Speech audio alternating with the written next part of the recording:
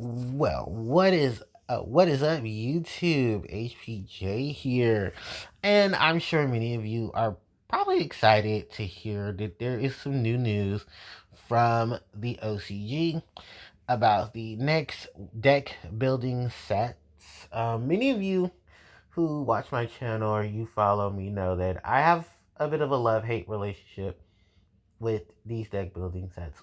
And deck building sets themselves in the TCG and OCG definitely spark a lot of controversy because sometimes they do really well, and then sometimes they don't do well, and then sometimes you have to wait out for new support for these archetypes, and then they start to get better. I'm saying this because the last wave of deck building set archetypes did extremely well. I'm not gonna lie. And two of them became meta. So, to say they don't have meta hits is a lie because no, there are meta hits a lot of times within these deck building sets. It takes some of them a while, but we do get some meta hits. Um One of the biggest ones, of course, was Malice and Raziel, the most current dominating tier archetype in the game, because of their abilities to, combine with some of the base generic, you know, setups in the game. Because Raziel has, the rank 4 plays and rank 4 engine, and then there's Malice, which is basically Link 3.0, because Link archetypes do well if they're formatted right. And it's crazy because Malice takes the Cyverse engine that it is, takes a dark attribute and plays off of it extremely well. And then you combine both of them with stuff like Fiend Smith and, um, all of that, and it just becomes a whole nother array of things. So I personally will say, let's roll this dice. Let's see how this goes, because I don't hate deck building sets.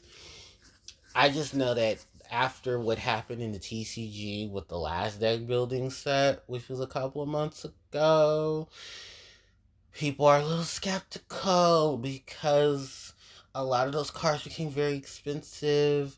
They did become meta, which isn't bad, but it's also just like damning.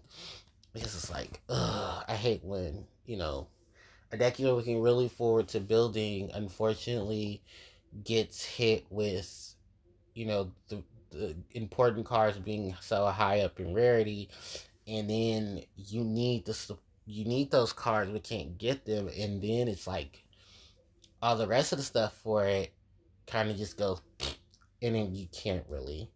It's a lot. And a lot of people will agree with me, but I don't think that should take away from the shine of those decks. It's damning. So we got the three new archetypes. We're gonna go ahead and take a look at them in today's video, and then I'll give my opinions on each so far. But I will have strings of videos coming for each archetype so that I can focus on, their respective video. You guys, well, for those who don't know, but that's how I do it here when I do deck building sets. I basically, every time we get the waves of cards, we'll take a look at them. We'll start, focusing on them. I did give my predictions, and then, we. Sorry, I worded that incorrectly. I give my predictions, and then I wait till Konami OCG starts dropping the information for each one. And then, with the group of cards, which are basically what's going to come in the set, then their reprints to help assist, the reprints that will help assist them. And then I go from there. So it keeps things together. So starting off is the fusion archetype. This is the Hecton, the Hecatoncheire. The Hecatoncheire are a faceless fusion monster archetype, fusion archetype with a faceless fusion monster whose invincible hands promise your opponent salvation. That's literally what they're reading here. And this monster itself, while it looks like an abomination, according to the notes here, this is apparently Gaia, or Hecatoncheire is the name of the many armed giant sons of Gaia, who are apparently the siblings to the Cyclops and the Titans in Greek mythology. According to what's said here, because the monster you see in front of you is Hecatoncheire Jaza. Now, Jaza, according to the story, is in reference to the center one from Orion's belt, and then which is Ajaza, and then Jaza itself or herself was the embodiment of a woman who was married to her lover, but then was found dead the next morning after the wedding, and her lover ran for his life. Okay, Konami, it's just all right. The darkness falls. Yeah, darkness. Next, we have the flip monster theme archetype. This is the Enneacraft. And this is Enneacraft Arturo de Sigma Mar. And breaking down this monster's name, Enema, or Enia, is Greek for the number 9. And is reference to the Enneagram of personalities. There's some kanji written about it as well to define why it sounds like 9 because of how the Japanese word for 9. And then it's what looks like an F is actually the Greek letter for the word the sigma, which is the 6th letter in the Greek alphabet. And then Mar, which is part of its name, is in reference to the ocean. The last of the monsters, and I kid you not, this is actually its name, is the Killertune. This is Killertune Red Seal. The Killertunes are a synchro tuner to make some noise on the floor with its wild scratches. So sure this is another music-based archetype, but it's also a synchro archetype. And as we know, tuners, while they were shown in Yu-Gi-Oh! In the Yu-Gi-Oh! Series since their arrival in the game, were always basically monsters revving up in syncing with another monster to make a new monster with their combined level. So it's pretty sick to see that, these are the 3 that are coming out with their respective archetypes. Now, if I were to, just go based off of what we're reading here, so we have Hecatoncheire, and Hecatoncheire is just basically your fusion archetype. So, I'm going to guess if it's fusion based, we're going to see a fusion based spell. We're going to probably see a reprint of Polly, King of the Swamp. Depending on how this archetype falls itself, I wouldn't be shocked if we see maybe some parallels to some of the older fusion archetypes, because the last time we had some fusion stuff, I think it was Wild Survivor, wasn't it? And Wild Survivor's fusion based setup was just older fusion monsters. Yeah, older fusion monsters. And older fusion monsters. Oh, yeah, dinosaur fusion monsters. There we go. And it was like dinosaur fusion monsters, dinosaurs exceeds, and then just basically playing off of that. In addition to that, if what we're looking at is, it's probably going to be like maybe fairies or maybe, fiends, following the whole angel, archangel, fallen angel scenario. I mean, if these are going to be based off of Greek gods, then 9 out of 10, these guys are going to be falling from grace or descendants of creatures that fall from grace. So, not too bad, but I mean, we've seen better. And let's hope, well, I mean, because fusion archetypes do fine. we've seen a lot of really good fusion archetypes, whether they're from these deck building sets or they're just standalone from the core sets, or like Jaden's Heroes, Shadal's, Invoked, and all of that. So from there, we got to talk about the flip monster theme. We got to talk about the Enneacraft. Now, the Enneacraft or Enneacraft, I think it's Enneacraft archetype. I will say this. We had a lot of archetypes that have done the flip monster thing. We've had several of them. We've had Shadal. We have Ghost Trick. We have Mimi Ghoul. We have Prediction Princess. We had, I think it was the Subterra, and then we had the Trimids, or Trimids and stuff. Um, and the what was that insect archetype? The Crawlers. Yeah, we've had all of them. So I personally will say this: they look cool. We have a lot of promise to them.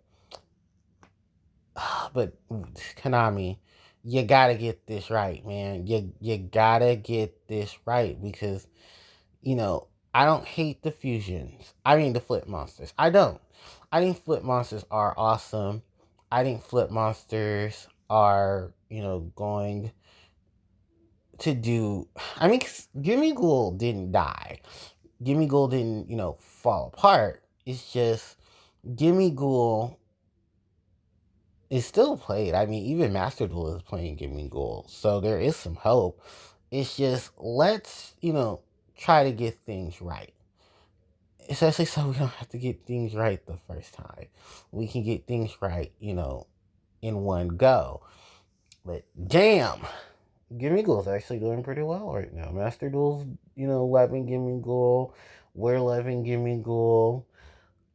Heck, I just did some stuff for Gimme Ghoul. I'm actually gonna do a deck profile for Gimme Ghoul. So, you know, depending on how these guys are floating about, let's see what the Gimme Ghoul lineup can do for them. Are they? Because I have a weird feeling. I think this is gonna be like some water attributed monsters, like water machines, and they're gonna focus on flipping things face up and face down, just off of the artwork of what basically appears to be a giant whale. So it could potentially be that. And then for our synchro archetype, the Killertune, definitely music machines, DJ based. Um, I think this is gonna be really cool because people love synchros. I want to see exactly what generic based synchro setup they'll have, what things they'll bring to the table. Because if you have synchro tuners, I wouldn't be surprised if Formula Synchron was in this. And it's crazy though, because they're going to be synchros that manipulate level. Shoutouts to the Ursarik archetype, because the Ursarik tried their best to do something that was an OG mechanic in the anime, which was, synchro summoning for monsters, but using different, but like the levels and stuff was different than what. Like, it was basically like, take this level, subtract it, and then synchro. Like the negative synchro summons, the negative synchro monsters, that whole shtick.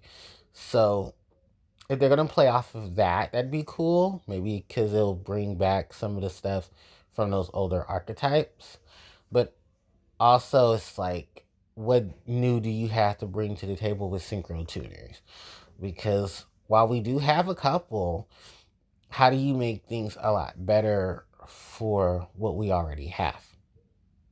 So yeah, still a lot of things up in the air, but I'll be making thumbnails. I'll be making a thumbnail for this video and basically keeping you guys informed um, of if when more things happen. Because when I do these deck building set videos, I do wait till the major wave of each of them come out, and then if there's anything that sparks interest, then I will follow that up with follow-up videos. So like, in case we miss anything, anything gets added, I'll try to do videos on that. And then of course the reprints, which always comes in these deck building sets, because that's one of the big things that we love about deck building sets, is the amalgamation of cards that get added to it for reprints. Because we did get some really good reprints in the last wave. when the Malice, I forget what was it, the Ryushin, the high level monsters, and then the Razio came out. I forget what the name of that set was, so forgive me if I don't remember off the top of my head, but we did get some pretty cool. We did get some pretty cool reprints. I'm waiting for the D-Fishers. But let me know in the comment section what you guys think of the Phantom Revenge deck building set reveals. What are you excited for? Which one do you think will be the breakout stars? Which ones do you think will just, be good but have some things? And what reprints would you like to see in this set for these particular archetypes or just in general to fit around with their theme? So let me know all of that in the comment section. Thank you guys so much for watching. I really appreciate it. Don't forget to like, comment, share, and subscribe to the channel as it helps out tremendously. You can hit the notification bell to be informed of when I upload more of my content. The socials are in the description box below. And of course, you guys, I will catch you all next time. HPJ signing out. Take care.